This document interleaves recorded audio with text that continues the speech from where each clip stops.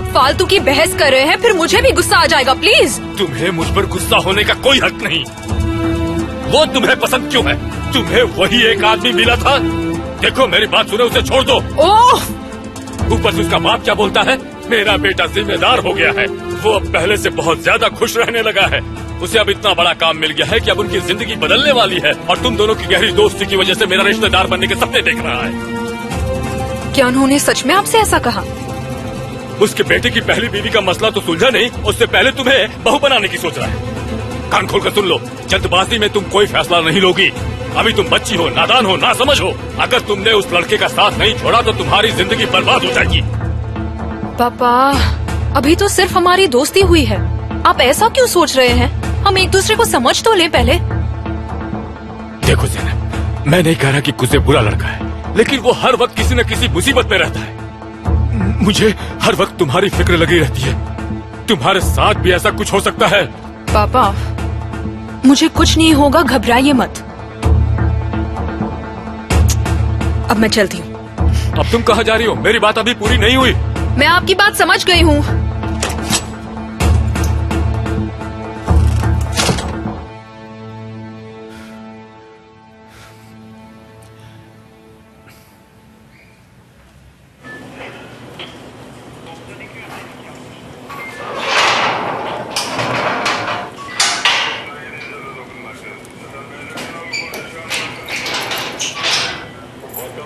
बाहर आ जाओ, तुम्हारी रिहाई हो गई है। वो कैसे? तुम्हारी बीवी ने अदालत में बयान दिया है कि वो तुम्हें प्यार करती है और अपनी कंप्लेन वापस लेती है। उसने तुम्हें माफ कर दिया है। कहाँ है वो?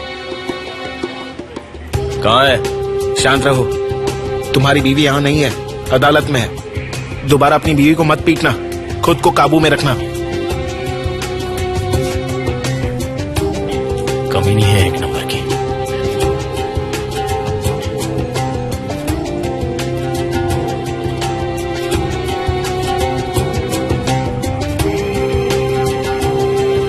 कुजे,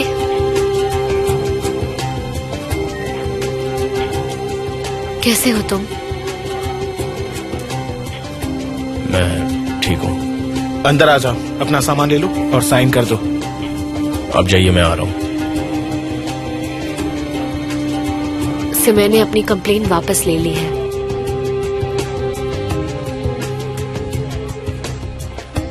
तुम मेरे लिए क्यों रुकी हो? गई क्यों नहीं? ज़ैनब और अली भी मेरे साथ ही थे। ज़ैनब कपड़े बदलने गई है और अली तुम्हारे घर गया है अंकल आंटी को सब कुछ बताने के लिए। मैं भी बस जाने ही वाली थी, उनका वेट कर रही थी। वो बस आते ही होंगे। उन्हें बोल दो मत आने के लिए। मैं सामान ले लूं, फिर दोनों साथ में चलते हैं। ठीक है।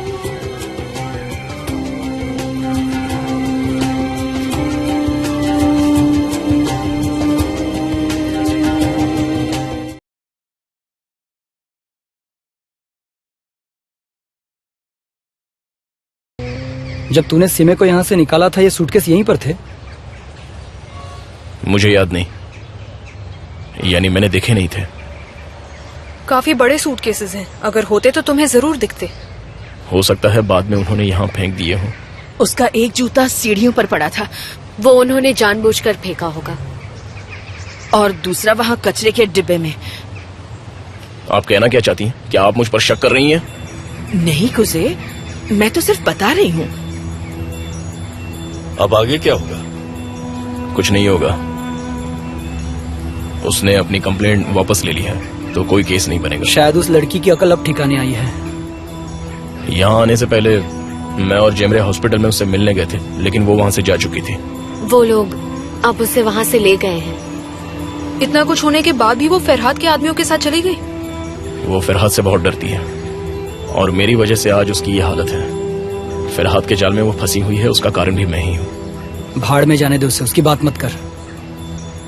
उसने, उस आदमी ने जो धमकी मुझे दी थी उसे पूरी करने की कोशिश कर रहा है। मुझे जेल भेजे बिना वो चैन से नहीं बैठने वाला।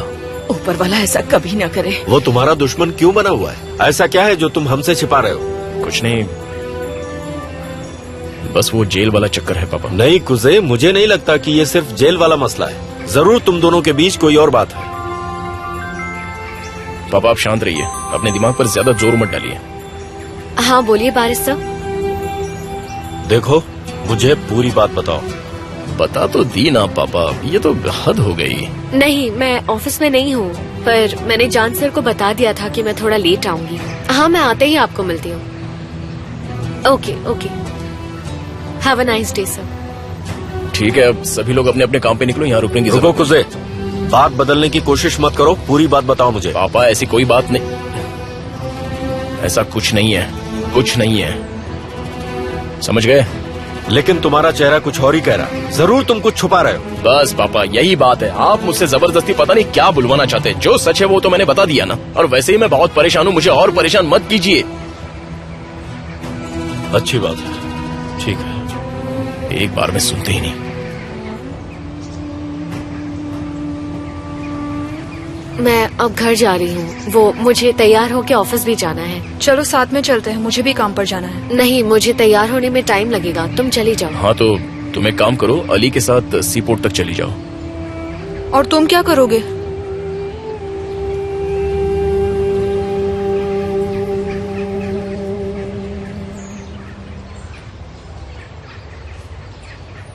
हंदन, हंदन, ये क्या देख रहा हूं मैं? मेरी पैंट यहां डस्टबिन में क्यों फेंकी हुई है? कल की मीटिंग के बाद मैंने काफी सोचा और मुझे समझ आ गया कि तुम्हारे पापा मेरी फैमिली और मेरे बीच के सिचुएशन को लेकर बहुत ज्यादा सेंसिटिव हैं, और इसी वजह से वो उन्हें सपोर्ट कर रहे हैं। लेकिन तुम मेरे पॉइंट ऑफ व्यू को भी समझो, यानी मेरे और सिनानेर्स के बारे में, जिसके पीछे मेरी फैमिली लगी हुई है। तुम ठीक कहते हो। तुम्हें क्या लगता है बनू सिर्फ मेरी बिजनेस पार्टनर है? नहीं, मेरी उससे शादी होने वाली है। हम दोनों का फ्यूचर एक दूसरे से जुड़ा हुआ है, उसके लिए मेरी भी रिस्पॉन्सिबिलिटी है। यानी मुझे हर वक्त इस बात का ध्यान रखना पड़ता है कि उसकी फैमिली हम दोनों के रिश्ते को किस नजरिए से देखती है, हम दोनों के बारे में उसकी फैमिली क्या सोचती है। देखो, मुझे किसी भी हाल में इब्रू सिनानेर के आगे खुद को साबित करना है, इसलिए मुझे बहुत प्रोफेशनल तरीके से काम करना होगा। मैं इमोशनल नहीं हो सकता। मेरे बारे में क्या न्यूज थी वो तो पढ़ी ही होगी तुमने। मेरे लिए खुद को इन घटिया इल्जामों से बचाना बहुत जरूरी है। अगर मैं अपनी फैमिली को इन्वॉल्व करता हूं तो मेरे ऊपर लगे सारे इल्जाम सच साबित हो जाएंगे। देखो एरसन, मैं मानता हूं कि फैमिली बहुत इंपॉर्टेंट होती है, लेकिन